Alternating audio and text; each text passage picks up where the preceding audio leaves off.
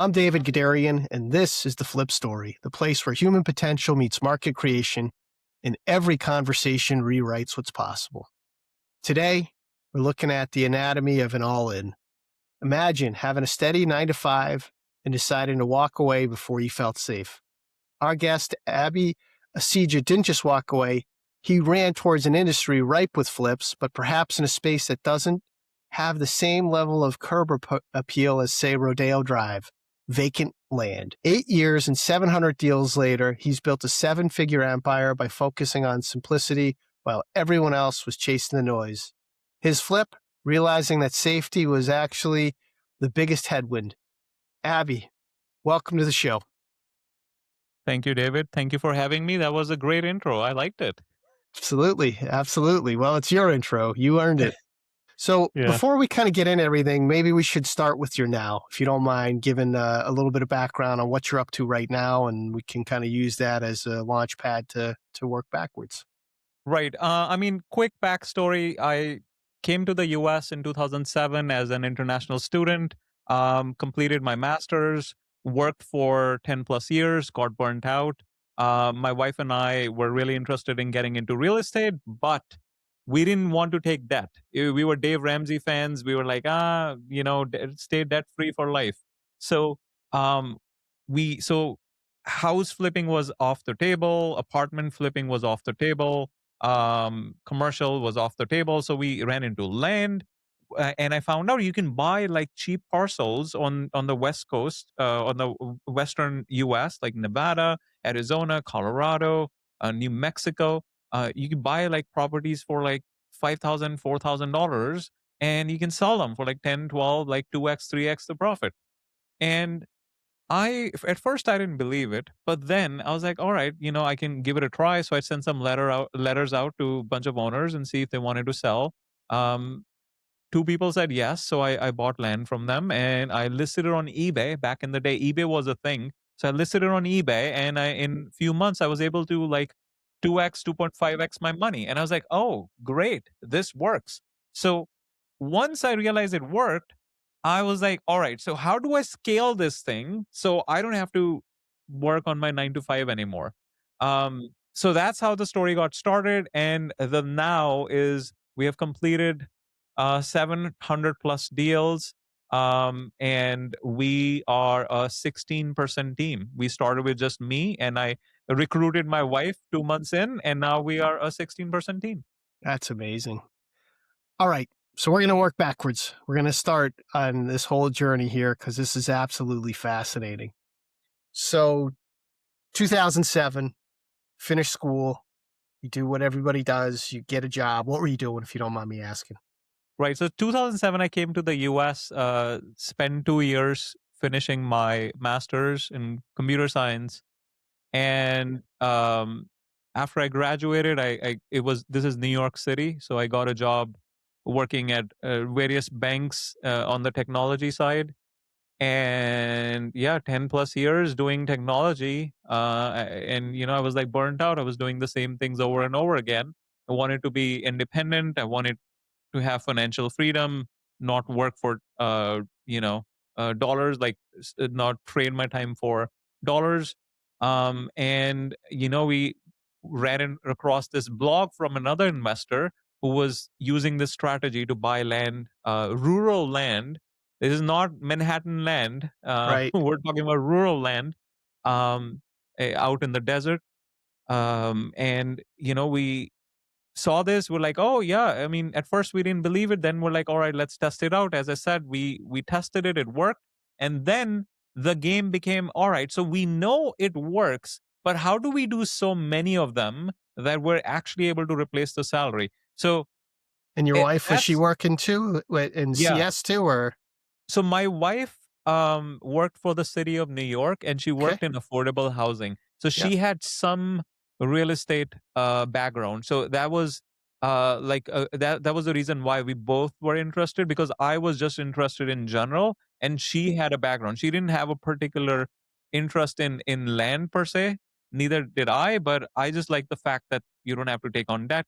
And she liked the fact that it was related to the affordable housing, right? Because you need to buy land before you can build affordable housing. So that's how the interest kind of like combined together. And then I started this and I sold few properties, and I was like, okay, I was like, Erica, would you like to, help me out? Because it is a lot of work, because you buy it, you have to market it, you have to hire a drone photographer, you might Right. need to clean up the land, you might need to, a lot of due diligence involved, because when you market it, people will call you and they're like, oh, does it have water? How far is it from the nearest electricity pole? How far is it from the nearest gas station?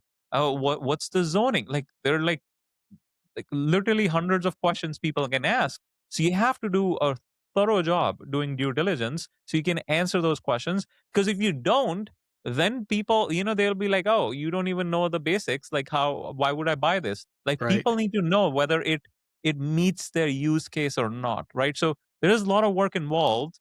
So I was like, Erica, would you like to help me out? And I think we can make something of it. So she was like, she was not at first. She was like, "All right, whatever." Wasn't really convinced. She wasn't convinced that we can actually replace the salaries, because we were only making like 3,000, four All right. thousand, $5,000 So per property. let's stay right there. So Yeah. you guys are at the beginning, and you have this notion, and I think this is fascinating, right? You're in this moment. Early mistakes. What were some first five deal mistakes that maybe not necessarily the particulars, but mindset or mentality or things that were big surprises, early lessons? Well, due diligence is so important. So I remember this deal where we had 20-acre parcel. It was like a relatively large parcel in New Mexico. We sold it, and we 3x'd our money. And a month later, we got an angry phone call from the buyer, and um, he said, "Well, you guys are scammed because you didn't disclose wetlands on the property." And I was like, "Huh? It's the desert. What do you mean wetlands on the property? How can the property be wet if it's in the desert? Like, it doesn't make any sense." Right. And he kind of like educated us. Well, it's actually arroyo. It's called an arroyo, where when it rains, it kind of like fills up that arroyo, and it's you cannot build on it. I was like, so we got like an education, like from an angry buyer. So that's how we like initially. That's how we learned the ropes of the business. What are the things to look for and watch out for? And we were like super embarrassed. Like, we live in Manhattan. Like, Right. we So you're have buying no these places idea. sight unseen, right? You're doing it Yeah, off yeah, of of course. yeah. Yeah. And we have no idea what an arroyo is. Like, we don't know, like, we have no experience living in the desert. So, yeah, so the guy was upset, and we're like, "All right, fine. How we're gonna give you a refund. Just we'll just take the property back. Here's your money. We apologize. We were not aware." And then he kind of like softened, and he like, okay, fine, let me look at it further. I just found out about this. So he looked at it and it's like, oh, well, actually, it is a huge 20 acres is like 20 football fields. So this Right. is like part of the property going through arroyos. And he was like, actually, where I'm planning to build is actually doesn't affect that. So you guys are fine. But I was just upset that the fact that you didn't disclose it, right? So that, he didn't really want his money back, because he still got a good deal. Yeah.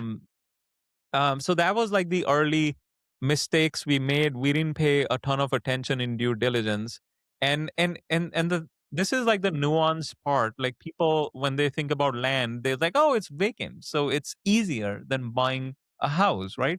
But it's very deceptive, because in a house, right, when you're buying a house, you can just hire a property inspector, like the person who inspects the house, and he'll give you like a nice detailed report. This is wrong, that might need fixing, this might need a repair in a couple of years, right? You get this detailed report with every possible thing that might be wrong with the house. But Right. there's no such thing in land. Like, you cannot hire a land inspector, right? And the only person you can hire is an appraiser. But even then, they're appraising the potential value of land. And if most of the sales are happening like owner to owner, because like title companies are not involved, agents are not involved, because it's like literally a $3,000 property that you're selling for $8,000, right? Right. a real estate agent is not even going to touch it because they're going to make like $400. They're like, yeah, it's not worth my time. So that's why most of these sales happen owner to owner. And you have to. So that also means it's your responsibility as the buyer to you know perform every single thing. My wife wrote a book, like I we were talking about in the pre-show. I wrote a book, The Land Business. This actually goes into the principles of how to scale a land business. But my wife wrote a book like maybe 3-4 years back, and that was just focused on due diligence pointers. Like, we wanted to write a book. I mean, I was a contributor and she was the main author. We wanted to write a book where we pretty much cover as many possible due diligence pointers, like the things you need to look at, right? Because we're Right. like, well, if we are facing this issue, clearly other people that will come, follow us will also face this issue. So we should have some kind of a goodwill in the marketplace where we, from our lessons, we write, all the due diligence things that you need to look at when you buy land. So so that was the plan. And like, okay, so we came up with 30 things you need to look at, right? But then as we started doing more and more deals, and now that actually, and we kept on updating the book. Like, we wanted to make sure it's complete. Right. And now, like, it's finally complete, and it has more than 200 items. 200 Wow. things you have to look at. Now, obviously, those 200s only, like, some scenarios don't apply to you. Like, if you're not doing Sure. commercial buildings, so, but we wanted it to be super comprehensive, no matter your use case.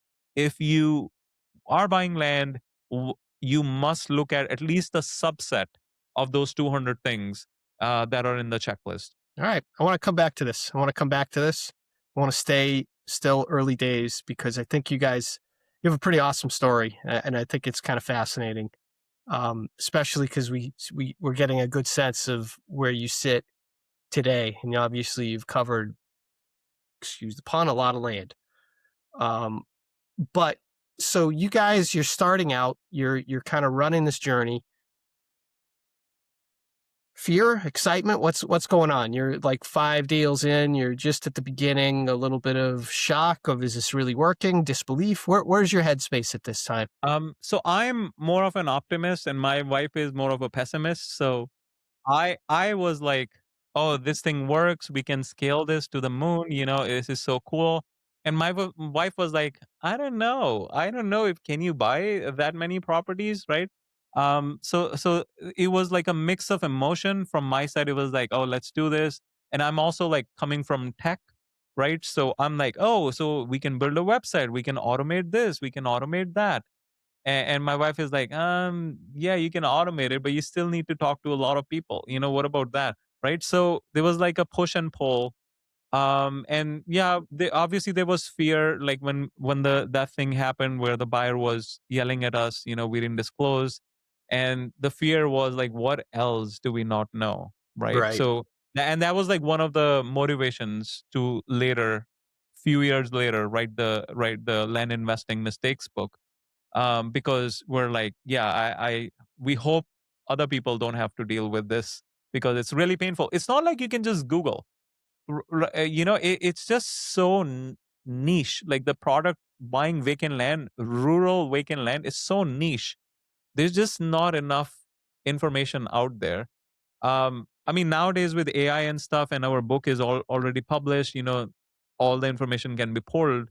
But in 2009, 2010, 2008, that information was not available. I think that's kind of interesting because I think there's always this element of discovery, particularly when you're in a new field, a new space. And so, around that, kind of staying in that space, how long did it take you to have confidence that you're in this kind of frontier space? It's not very well understood. You come from the world of computer literacy, computer everything. So you're natively predisposed to want to be able to Google whatever you could. I'm sure at that point in time, there's nothing to Google. How long, what was happening there in terms of how long did it take you to kind of feel you had the confidence to around this new space that this was going to be replacing your 9 to 5? I think after we reached the 50 mark deal, like we completed 50 deals. Okay. And most of the land, just to add more context, most of the land we're selling is being sold on owner financing. So people who are buying this are like mostly people who are retired on fixed income, social security, military, disability, like all sorts of pension, like all sorts of fixed income category you can think of. People are buying this and they don't want to buy outright. They want to like, oh, I'm gonna give you $500 down, 500 per month for the next 3 years, kind of thing. So most of the sales are happening. It's kind of almost like buying a car. Like, when if you talk to a dealer, they'll be like, yeah, most of the people will buy it, like finance the car. They're not gonna like buy it outright. So it's similar in that sense. People like to buy on monthly payments, and that kind of like builds an element of passive income, even though it's not passive because it's gonna end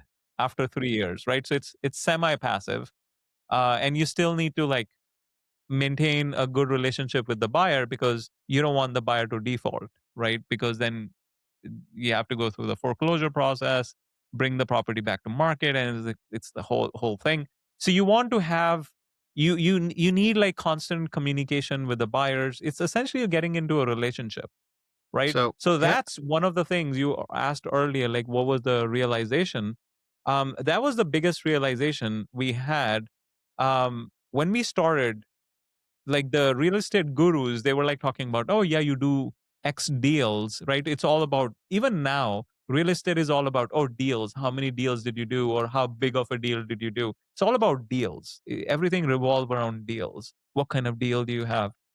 But in this particular niche, we found out it's more of a relationship business, because if you maintain relationship, and that's something I talk about in the book as well.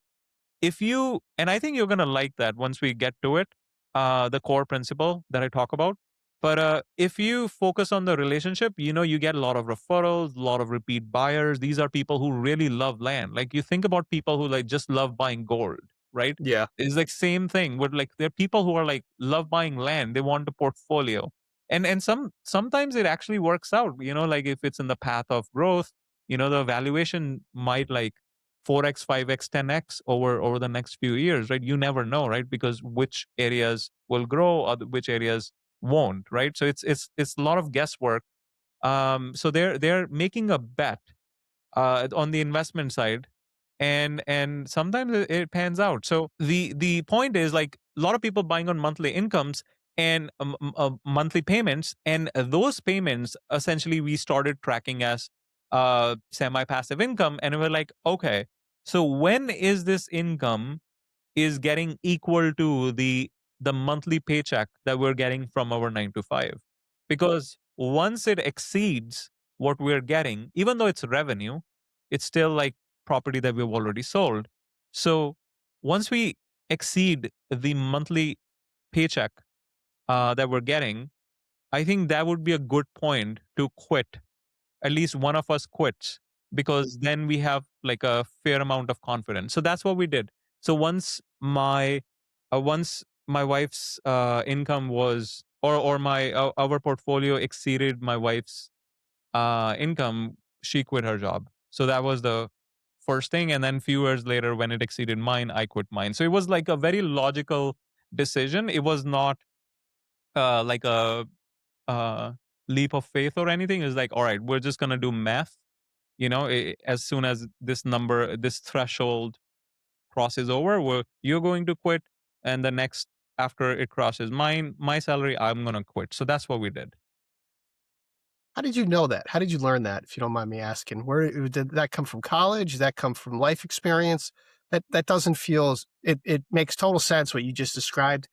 I think for most people that's not necessarily as intuitive as you just laid it out.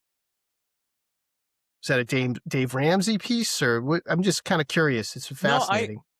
I think, I mean, it felt intuitive to me because it's more psychological as well. Like, oh, you are expecting let's say $10,000 every month, right? Or $15,000 every month that comes in as your paycheck, and you see the same $15,000 coming in as the note payments accumulate, and you're like, okay, well, we'll be fine, right? We're the risk is calculated now. It's not.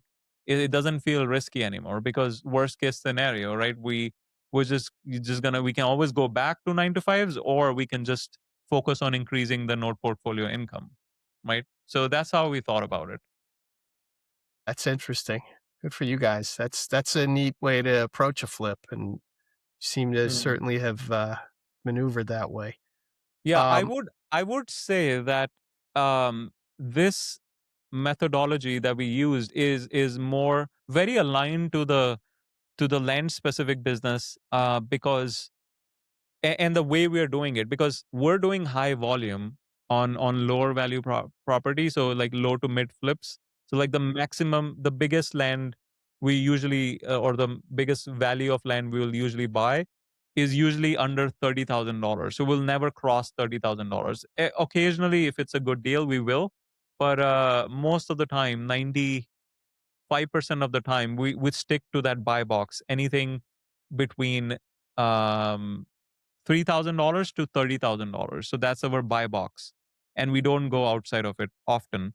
And if you are, and not a lot of people, there are people who are doing land investing, like we are the land investing business, but they may not be in this buy box. A lot of people, they start from 30. They're like, oh, I don't want to deal with volume. I'm right. just gonna buy land that's above 30K, and they don't compete with us, right? So and we've been doing it for a long time, so we're sort of good, so you don't want to compete with us. So they start with like 30K. I'm going to buy for 30, I'm going to sell for like 50 or sell for 45. And that was like working, at least like COVID era. A lot of people were able to do that, and that kind of like now it has slowed down a bit, but that's like different strategies. They, like some people, they buy land and they subdivide it and then this sell like individual parcels. Right. Other people, they buy land, subdivide it, entitle it, like they will get all the county approvals, everything to make sure it's ready to build, and then sell it to a builder, right? So there's a lot of strategies that you can do in land, but our strategy, staying within that 30K threshold, it allows you to do more volume, right? So you can buy more, sell, reinvest the capital, buy more, right? So the reason we like the volume game as opposed to one-off big deals is because it the revenue curve is much smoother. So Yeah. if you buy like if so think about it like this: if you're doing 10 deals or 12 deals per year, right? You don't know, like if it doesn't sell in Jan, right? Say you have 12 properties in inventory. If it doesn't sell in January, right? Your revenue is in January is $0, right? But for us, we're doing like 100, deals every year. That means every month we're selling like 12 properties. Right. So if we don't sell few, we're still gonna sell some, right? So it's not never zero for us because we have so much volume, right? It's all about volume for us. So it smooths out the revenue curve, and that's something we kind of like did it so that we can it sort of feels like getting a paycheck every month, right, from our 9 to 5. So we never wanted to be in a situation where we're struggling with payroll, right? We're a team of 16 people. All our bills are monthly. So we set up the business in such a way that our payments are also monthly, so every month we're getting checks. So that was Right. another distinguishing factor. Like if someone is watching this and they're like, "Oh, why are you doing smaller flips as opposed to buying bigger piece of land?" And it feels that that type of consistency and that vision and that ability to define a market that feels transferable to other spaces outside of land. I Hmm. think that's interesting. I don't know. How much do you think that coming up with that system has allowed your business to grow, to maybe take risks that you wouldn't if you had like kind of those bigger deals, maybe you'd be a little more concerned, a little risk averse, or a little maybe you've just de-risked it. I don't know. What's your I don't even know if I'm stating the question well. Yeah, no, I understood what you're trying to say. So essentially, it is de-risking it. You are correct that when you're doing smaller deals, right? You essentially your revenue is not lumpy, right? So you're essentially de-risking the fact that you're not going to go hungry, right, next month, because that is a big deal. Like a lot of people, they start and they do like this big, like I remember a story I heard. This guy started like a huge, like $150,000 property. That was like one of his first deals that he acquired outside financing, and he was able to sell it for like 300 something, and he made like, 150K on his first deal, right?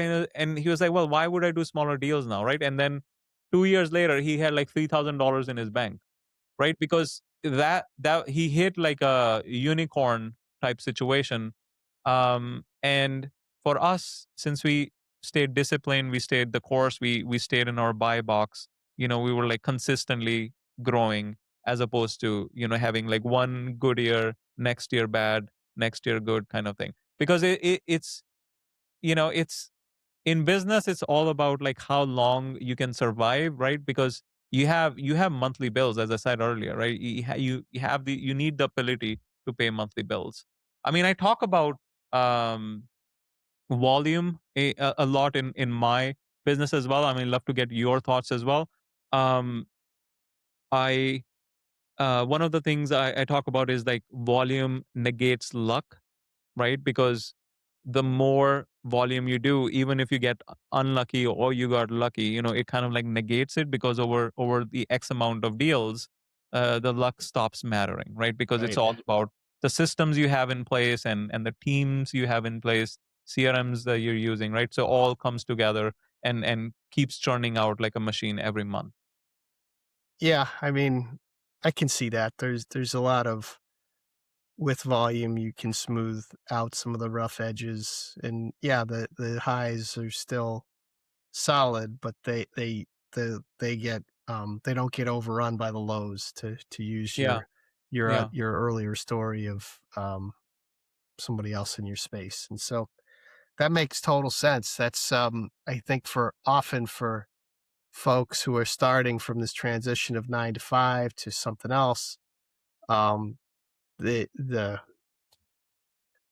the allure is getting that big unicorn right out of the gate, and they kind of miss the trees for the forest, or things of that nature. I think the way you and your wife have approached it makes a ton of sense. So, how much do you think having your wife in the business, because you're in this kind of wandering desert space, it's new space, neither of you came from real estate, kind of stumble on, you have this notion of, wow, I'm hungry. I want to transition from being dependent on others to being self-reliant, which is amazing. You stumble on this blog post that you're a little bit incredulous, and you're like, all right, the buy-in isn't so oppressive. I can try this. You do it. Now you do it again. Now you do it 50 times. And as you've described, there's been a lot of interesting turns. You've had a lot of discoveries in terms of how to run your business. Much do you think having a partner in the business with you has allowed you to kind of grow at an accelerated, or maybe at a safer space, or maybe it's encouraged you guys to take more risks? I don't know. What's the impact there?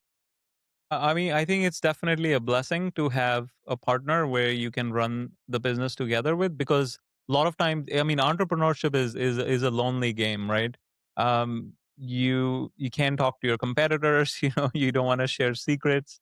So having a partner, it allows you to like bounce off ideas, right? So you have this idea that you think is genius, and your wife is like, that's stupid, right? Like you get like instant feedback.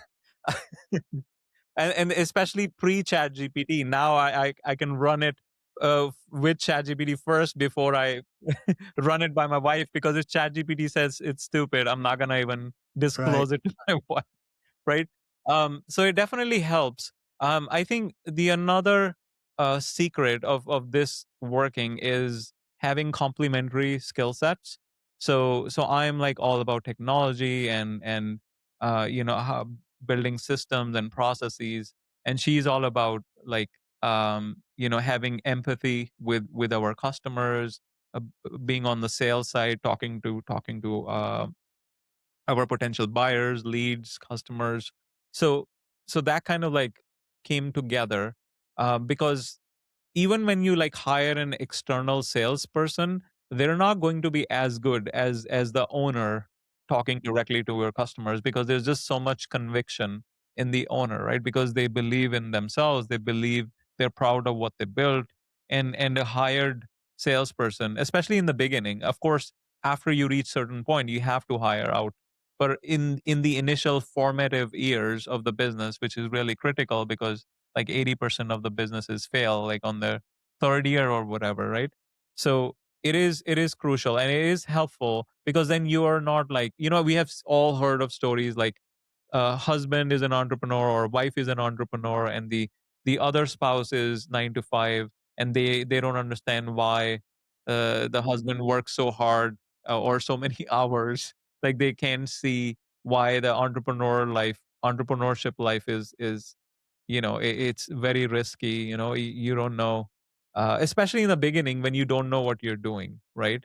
So yeah, in short, yeah, it was very helpful for our success. Right, and you guys seem to manage some of that risk with a pretty solid strategy of tapering, not necessarily both leaving your 9 to 5s the day after you formed your company, and really having a strong plan around that. And that's fascinating. So you actually just touched on something that kind of gets us into something else. You mentioned you're starting out. And yeah, every space is competitive, especially when there's deal flow, there's money happening. And so you have these dynamics where you know people in the space and you kind of talk around things, whatever the space is, right? You guys have now kind of achieved a different level of success. Um, and so I want to talk a little bit about this. You've written a couple books, your wife wrote one, now you're here talking about another one. What was the impetus to want to share? Hmm. I think, I mean, there's always like a financial, like I'm not gonna like pretend that there's no like a financial benefit that comes with writing a book, right? Over the long term, it's not like, oh, you're gonna become rich writing a book, but it does build authority right in your space. And then you have the opportunity to leverage that brand and equity and authority that you're building by writing a book. That was one aspect of it. And the second angle for me was legacy, right? Like teaching our kids, hopefully even grandkids. I wanted to document the principle. So I did write this book, by the way. I didn't even put my name on the cover because I truly wanted it to be like timeless. And I wrote it in a way where it's not a how-to book. So it's not like, oh, buy this book so you can learn how to like, oh, how to start a website, or how to find land, which counties to look into. Like it's not that book. It's all about principles. It's about what are the principles, like the timeless principles you'll need to build a scalable land business. So that was the angle. So there was definitely a legacy angle, brand building, equity angle, and also just goodwill. I talk about goodwill a lot in my book, one of the core principles. And I just wanted it to be, something, you give a value without asking anything in return, right? So wanting to have like give back, have a legacy angle, and also, uh, building some brand equity. Right. All right, so let's stay on goodwill. Goodwill is this is a concept that I think is not necessarily um it can be hard for some. It's Yeah. certainly the world is what the world is. And so how long did it take you to kind of come to this discovery and to really systematize goodwill? Yeah. I mean, I would start with this. I think you're going to like this. So, the core principle in the book is the amount of money a business makes is equal to the amount of goodwill you have in the marketplace multiplied. by the number of offers you make to your customers. So let me break that down, what that means with an example. So let's say David and I live in a small town. We start a cafe, right? So it's David's cafe, Abi's cafe, right? Now a customer comes to David's coffee shop and they're like, "Oh, I would like to buy cappuccino, small cappuccino or whatever, right?" And David is like, "Oh yeah, you should, we have a special going on. You should try, if you upgrade to a medium, you can get like a free croissant, and then we have these pastries, and then we have these special coffee beans that just arrived from Costa Rica. You should try, right?" So you're having this conversation, and as part of that conversation, David makes like 7 offers to that customer. Obviously, the expectation is not for the customer to take all 7 offers, but at least like 1 or 2 extra offers, right? So that's how you're running your coffee shop, right? So that's David's coffee shop, right?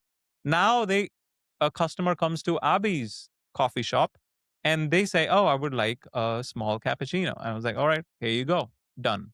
Right? So you made 7 offers, I made 1 offer, right? So imagine in a day, we get 100 customers, 100 people walk into David's coffee shop and 100 people walk into Abi's coffee shop. You can do the math in the back of your head now that at the end of the year, our revenue numbers will be dramatically different, right? Because you are making so many more offers. A lot of people are taking those extra offers. So if I'm making $100,000 in revenue at the end of the year, David's coffee shop might be making 400 or 500, right? So that's number of offers part of the equation. The amount of money a business makes is equal to the amount of goodwill you have multiplied by the number of offers. So we covered number of offers. So let's talk about goodwill now. So a lot of people think goodwill is trust, but there's a subtle difference. So what is trust? So I trust my accountant a lot, but he doesn't have a lot of goodwill towards me. And the reason for that is because he has been doing taxes in the land space for like 40 years. So I trust him that he will get my taxes done 100% correct. And the reason he doesn't have any goodwill is because I have to constantly chase him. He doesn't respond to me on time. If I send an email, there's a 50% chance he may respond. If I leave a voicemail, there's a 25% chance he will respond. So I have to like constantly follow up with him, chase him to get my taxes done on time. And lot of times I have to like extend the the filing date because he's like always late. So I don't like have there's not a lot of goodwill. I don't refer people to him.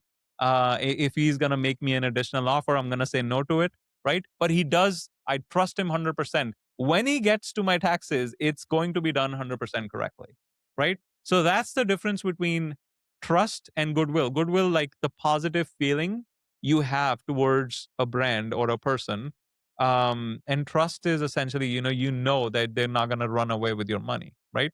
So the core principle is you want to build a lot of goodwill in the marketplace. One of the reasons why I wrote the book.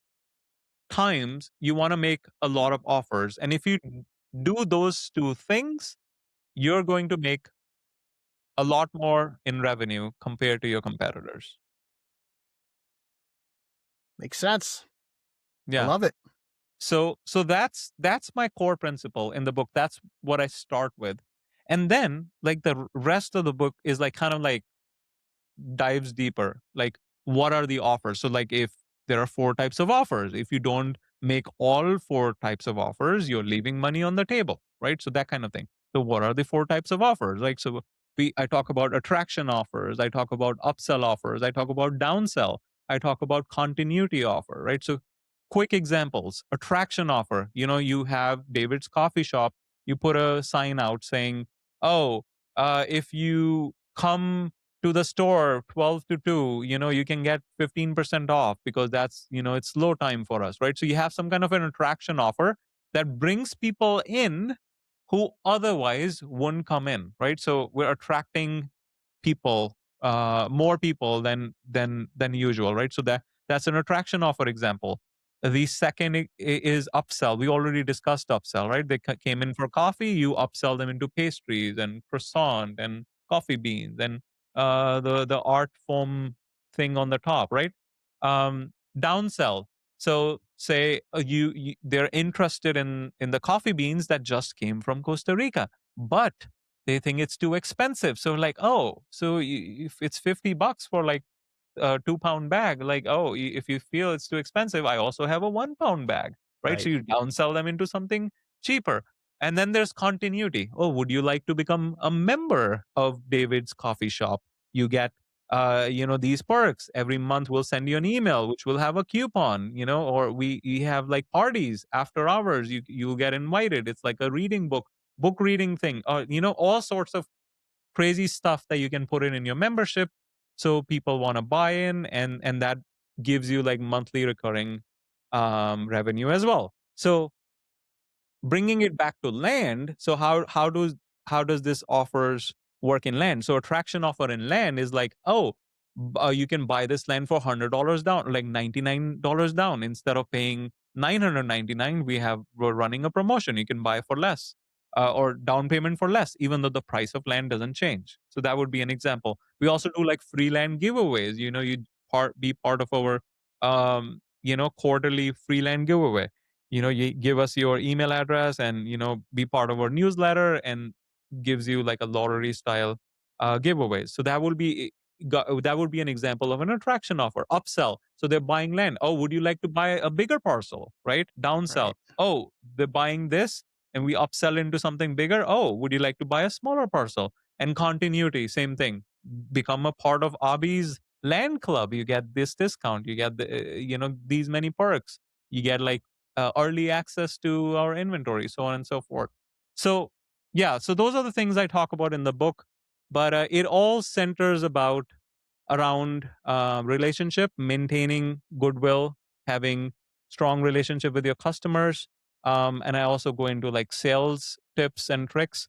So it's essentially, we started the show, and I mentioned this, that people think it's all about deals, doing deals, more deals, different deals, more expensive deals. But it's really, the business is really about people and maintaining relationships, and building goodwill in the marketplace and giving value before asking.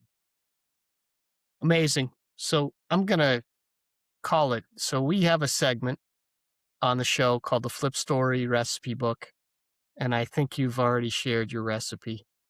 It sounds like a master course in terms of how to kind of find your way through. And if I heard it right, it's about putting people dynamics over deal volume, deal flow, and it has a heavy ingredient in goodwill, um, and a heavy ingredient in I guess giving back to some extent and having a strong process. And I don't know, I'll let you say it in your own words, but fascinating. Yeah. Yeah, Um, that was. Go ahead. I'm sorry. no, I was gonna say, yeah. So I mean, it is like a completely different angle in the real estate world, because if you ever have read any real estate type book, it talks about like, oh, how do you do this? How do you do that? How do you become a millionaire in 3 months? Right? Like those kind of it is. I feel like it is, like you're selling a dream, but then when this buy your course or whatever, and then you really show them what's required, and then people are like, oh, I don't feel so good about it because you said I'm going to be a millionaire in 3 months, right? So there's like a scammy feel in a Mhm. lot of the books. So that's why I wanted to write something like, like you raise the curtain a bit, and show like what's truly required to run. I mean, you could make money, as I gave an example earlier, right? That guy made like 150K in like 90 days. It is possible, but it's not usual. It's more of an exception to the rule. And if you want to build something that's scalable and long lasting, and a business that you can leave to your kids, and support you in your retirement, and just like a massive brand, so to speak. You have to get outside that quick money, making quick, get rich quick mindset. So that was my intention behind writing this book, and kind of like revealing what's truly required to build a scalable business. Absolutely amazing. So we've covered a lot. It's been a ton of fun to have you on the show. I've really enjoyed spending time with you, learning your mindset, your approach, um, your philosophy, and you've been hyper generous in terms of kind of the journey that you took to kind of get here. I think there's, whether it's real estate or otherwise, land or otherwise, there's a lot of really strong takeaways for everyone, people of all kind of stripes and sizes. But let's stay with the book just as we kind of wrap out. How do people connect with you, and where can they go find this book? Yeah, so the land business, it should be available on Amazon starting 2 weeks ago. So yeah, just search for the land business. It should also be on Goodreads. And to find me, you can connect me on connect with me on LinkedIn. Search my name, Abi Asija. I also have a website, honestwealthbuilders.com, where I teach these principles, and in a mentorship setting. It's like a 12-month mentorship thing. So I offer free calls, free strategy calls for that as well. Amazing. I'll be sure to put all those links in the show notes as well. So all good. So again, I just want to say thank you so much for being here, Abby, and for sharing. It was just absolutely wonderful to kind of go here. We went in probably the one space that's the most synonymous with the word flipped, which is real estate. And we talked about your whole life and how you've managed to do a maneuver, some pretty sharp flips of your own. It's been fascinating. So thank you. And well, yeah, thanks for being on the show. Yeah, thank you, David. I really appreciate your time. I Thanks for the invitation. I loved having the conversation with you. All right. And to everyone listening, remember, your story isn't a fixed broadcast, it's a living narrative. If the signal feels weak or the noise feels too loud, don't be afraid to reach out for that dial. Until next time, we'll see you soon. Bye, everyone.